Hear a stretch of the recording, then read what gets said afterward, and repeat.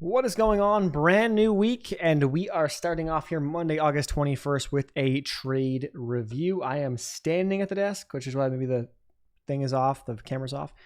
But let's go. So today we technically took 4 trades, although I want to get into it and talk a little bit more about what's going on here. It ends up being a break-even day. So currently a new week, we're down $12. Ends up being a break-even day. I'm not really mad about this. I'm not really happy about this. I'm kind of just like, you know what I mean? Really, it was a good day in terms of there were moves to be had. It wasn't possible really to capitalize on them that well. And I think we'll kind of go into that and you'll see that through the trades here, which it is what it is. Some days are like that. And so we'll see. I have been messing around with Bookmap, maybe something to talk more about in depth later on.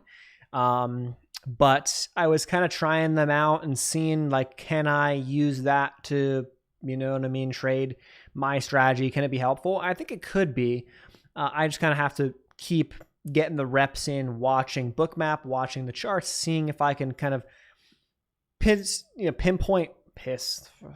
pinpoint things that are useful, things that are not, to kind of like focus in on.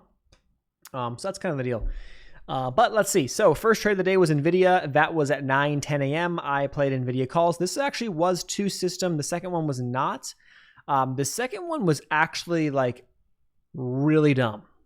But it was going off of like a level I was watching on Bookmap. And so I'll explain that here in a second. So NVIDIA 9:10 calls. Let me just adjust this template to my main. Yes, the dark background. I know some of you might not like it. I do. I don't like the white background, but it is what it is. So here's what I see. NVIDIA being a beast. Strongest stock of the day. I see a high of the day right here. I see consolidation above VWAP, building higher lows right below it. Here's my level. I'm like, okay, high of the day break. I'm in. I got in, and then it went oop, oop. Thing is, it ended up being, like, this ended up working. I guess as you can see, NVIDIA was a beast. So the idea wasn't like that far off. The timing just didn't work out. I ended up trading it again after. So that was the first trade. It didn't work. Stopped me out. Took a 9% loss. The second trade was at 9:34 a.m. This is now my time, Central Time. So that comes like essentially like right in here. And that was me seeing a level around 450 on Bookmap with some big time potential buyers. There are a lot of orders stacking up at that level, essentially on level 2. And so I'm looking at that saying, hey, we got VWAP here. If this is the strongest stock of the day, this is a decent dip buy. Was not the strategy. Shouldn't have traded it. I could have just watched. That's what I should have done. But nonetheless, we took the trade and ended up breaking down and getting stopped out, only for it to nip just below that level and then back to the upside.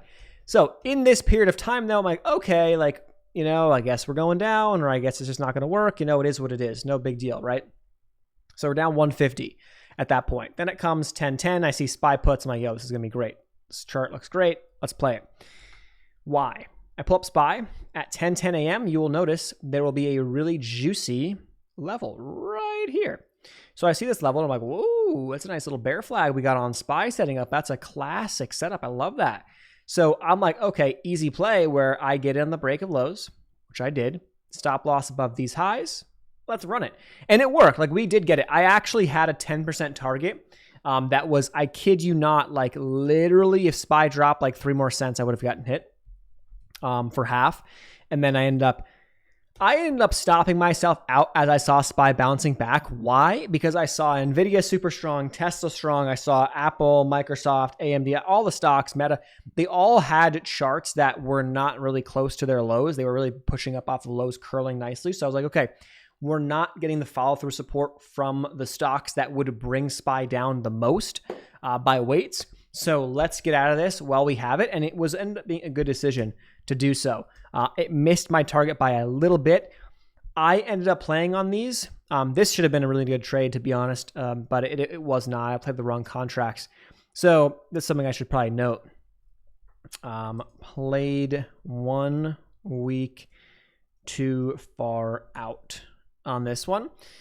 Why? Because I played the SPY puts out to 9/1, so September 1st. The expiration for this Friday is the 25th. So that was my bad. So the contracts that I was, that the 25th, the stop loss would have been about 10%, 10% here. The ones that I played was about a 7% stop loss, 7.5% up to here by the option premiums, how they were trading.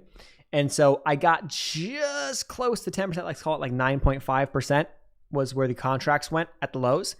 Whereas the same week expirations, like this Friday's expiration SPY puts, they end up going about 16, 17%. So that would have hit my 10+% targets and yada, yada, would have technically been better. Either way, still snuck it out green, but I was kind of pissed. Once I got in the trade after like 10 minutes, I was like, you know what? These contracts are just not moving, as nice as I wanted to. They didn't come back on me too fast, so they were fine. But I just, you know what I mean? So that was a mistake there. Had I not made that mistake, this probably would be like $100 win. Maybe let's say we had a half take profit at the 10%, and then it got to 16. So maybe I would have taken that. There's a good chance it would have been $100+ win, which would have put me green on the day. But it is what it is. Can't go back, and that's just a little mistake he made. I probably got into that one a little too fast and didn't check the contracts enough, and so it is what it is. Then NVIDIA at 1103, we got in here. So NVIDIA, I'm seeing 1103Y. We go back to NVIDIA. So really, it was just two stocks today, SPY and NVIDIA. The 1103 was this level right here. I'm going to bring this line across. This was this level right here. So we had essentially flagging or putting pressure up into resistance. I liked how this break would break. We had a change in trend, right? Really broke back below VWAP, back above it, building higher lows, up into a prior area that has been resistance. I then got in on this candle, I believe, right here, and had a nice ride to the upside. I ended up selling up towards 460, which is right here. And that was in part a reach target, but also I was watching Bookmap and I saw like there was not a lot. Once we broke high of the day, there was not a lot of resistance until a very strong area at 460, which then eventually took us like a half hour to an hour. Eventually we got through that and went higher. But that was where my target was, and it was good. The thing is, if this trade was on a week where NVIDIA didn't have earnings, like that contract would have gone, I don't know, way crazier. At this point in the day, I played it small, and it ended up making me $90, but it is what it is. So this is a day where I kind of felt the burn of, it would have been of options, and I would have been like, it really would have been nice to just have shares here. And so I'm thinking, as I said before, that in the fall, once those prop firms start doing some of those bigger deals and discounts, that I'm going to just apply my same strategy to trading, literally just trading equities pretty much, like just trading stocks. Like, could trade futures, but I don't think I'm going to, and just trading stocks with a prop firm. And so, what would that look like? 100 shares of NVIDIA type of stuff, which I don't know, what's that like for at the time of the day, that would be about $45,000. So if you've got 45K or the ability to go in to get 45K worth of NVIDIA, the thing goes $3, that's $300, right? On 100 shares. So like that's it, it kind of makes sense to do. And then we don't have to worry about option premiums, decay, none of that. It's just the charts. I can set my stops, take profits, walk away. Like I'm thinking that's the play. I think today was one of those days. Why? Because on a day or a week where you have earnings, it throws it off. The contracts are jacked up. You have to play, 525 calls or whatever the freaking number is, to make sure that they're cheap enough to buy a couple of contracts or, even just to buy one sometimes. So it's like, okay, for the sizing that I'm using, it's like, kind of is a pain in the ass. So I was saying on stream today that we'll see what happens. Let's go back to the chart or this month. And so far in the month, we're still the same, pretty much for the same spot we were at. Our win-loss is good. Average win-loss is good, but our win rate is not. This month is going to be, looks like it's going to be just, a bad month. It is what it is. Market was not aligned great with the system strategy, but I think using months like this to learn and to now I notice, okay, when we are not aligned very well, okay, here's what I can do. I can either not trade, or I could potentially do this, this, and this, or just this to keep it simple. when this specific setup presents. So failed breakouts we're talking about, failed breakdowns we're talking about, like those are some ideas we can use. They make it very, very clear to put stops or where to put stops and stuff. So it's just using the same strategy that I have for momentum, but playing like the inverse when certain conditions present. You know what I mean? So what I was saying is that I think the win rates, I think we can realistically get this number up to like 55 to 60% on average. We'll cover my year win rates and all that stuff once the year ends and all that. I can cover all that stuff. The beginning of the year is kind of skewed because I was just being a dumbass at the beginning of the year and just doing random shit. And so I really from like April through is when I want to track, which let's go do it right now. If I were to go back from April through currently right now in August, let's go. I think it was like the last month of April, or last week of April was when I really last few weeks is when I really started to trade just one system, one strategy. So you'll notice that we started sizing up and we obviously have seen the downside, which was this month in a nutshell, but we were really doing solidly consistent before that. But our win rate's at 52%. So I think that number is cool. And this number has been a work in progress. We're getting these numbers up and better. Well, that's cool. I think that we can do a much better job of getting that up to 55 to 60%, I think consistently over the course of a year, right? That's the bigger time scale.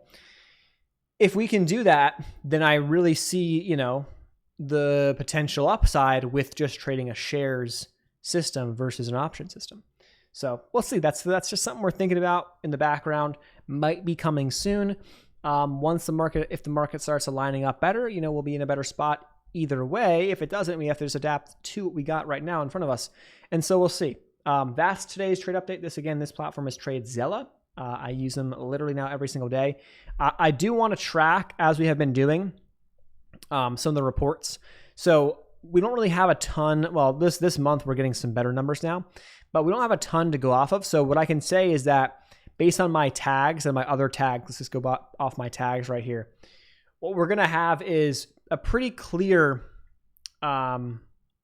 understanding that when we're not trading to the system, right, we have not done very well. Okay. Setup wise, we have essentially 3 setups that we have. I guess you can call it, there'll be 4 technically. So the failed breakout or the failed breakdown, and the failed breakout is only what we'll take in a larger picture downtrend. So that's the only time I'll take a failed breakout. The only time I will take a failed breakdown is in a bigger picture uptrend, let's say on the 1 hour charts or the daily charts. Right now, we've got bigger picture downtrends. And so failed breakouts would be more common until the market can kind of trade up back to where stocks are getting back up to prior levels, breaking some higher lows or breaking some lower highs and whatnot. But you'll note that despite the market coming down this month, the bear flag setup from what I have been trading has not worked very well. We've traded more of them because there have been more of them, but it hasn't worked very well. The bull flag, there's been less, but we're technically green there, even though we've been in a downtrending market the past month. So it's kind of interesting to get this data and to understand it. But kind of like these fake outs, if I had been trading them here and there over this past month, I think you'd find that the fake out trade has been working a lot better than the breakdown trades. And of course, I'm covering this up so you can't even see what I'm talking about. But okay, here we go. So there you go. This is kind of the stats. The bear flag, bull flag, failed breakout, boom. This is TradeZella again, and so we track all of our trades. I'll leave links to this down below, as well as other resources that we like to use. And I hope to see you guys in the next one. But that was today's trade recap for Monday, August 21st. Peace.